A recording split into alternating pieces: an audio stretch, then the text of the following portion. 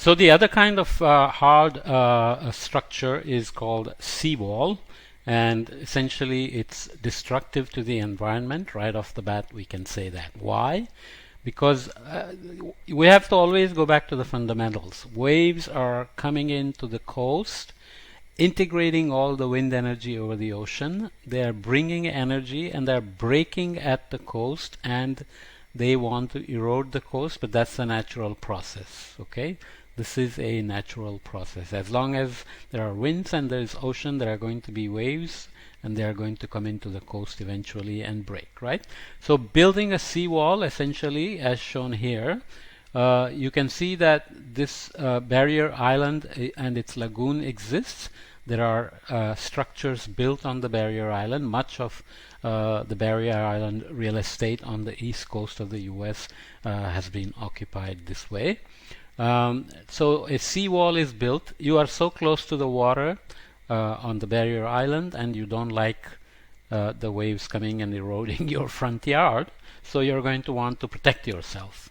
You already shouldn't be there, but you are there, and now you want to protect yourself, so you build a seawall. What happens? So instead of eroding away the barrier island and rolling over and creating a new barrier island, you have put a permanent structure on the barrier island, so now the wave energy is coming and breaking on the seawall.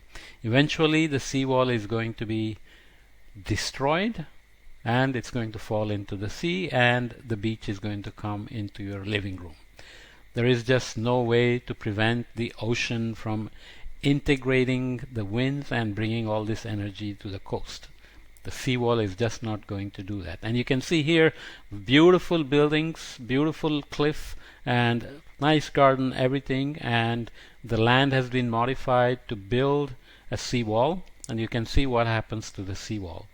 The ocean and the salt water will continuously erode. Remember the erosional coasts with headlands, sea arches, caves, stacks.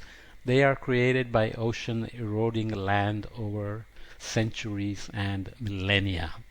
Ocean is relentless, and it's gonna keep coming at you with all its energy. So you have to keep on rebuilding or find alternatives. What are the alternatives? Obviously, places can impose restrictions on construction, but this becomes a point of conflict in many places. Some cultures are okay following rules and backing away from the coast, and some cultures are not.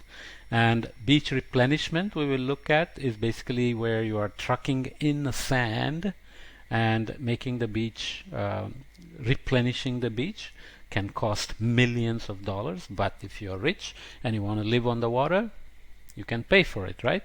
Or you relocate people, so you just move people away from the coast like these, and you say thank you very much, you cannot live here anymore, and you just move them away, right?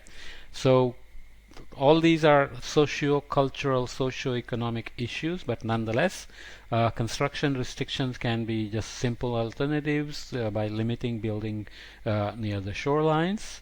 But in countries like the US, flood insurance programs actually, if you build something and you get flood insurance, then you're going to say, I'm going to build and I just buy insurance. Insurance premium, if you can afford it, you're going to buy it. But this counterintuitively or paradoxically encourages people to live in floodplains too close to the coasts and so on and so forth, right? So insurance is meant as a protection against hazards, but actually it can help people move into the way of the hazard and pay for the insurance. Beach replenishment is basically sand added to the beach to replace the longshore current losses. It can be very expensive. It costs between $5 and $10 per cubic yard. And how much is that? You can imagine how much sand a beach needs. This can add up very quickly into millions of dollars, but more importantly, you have to bring the sand from somewhere else, either from a riverbed or from another part of the ocean where there is no demand for a beach, right? So this is not a good thing anyways, okay? So We'll look at a few more things about alternatives to hard stabilization, but the attraction to water is great, right? 50% of the people now live in within 50 miles of the coastline, and this number is expected to continue to increase by 2030, 2050. The number of people living close to the coast is going to be much, much higher. So we are just getting closer to the water and in dangerous ways, especially when we combine with sea level rise, more intense cyclones, more extreme events, and so on. So, where are we headed? That's what we have to see in the global warming chapter.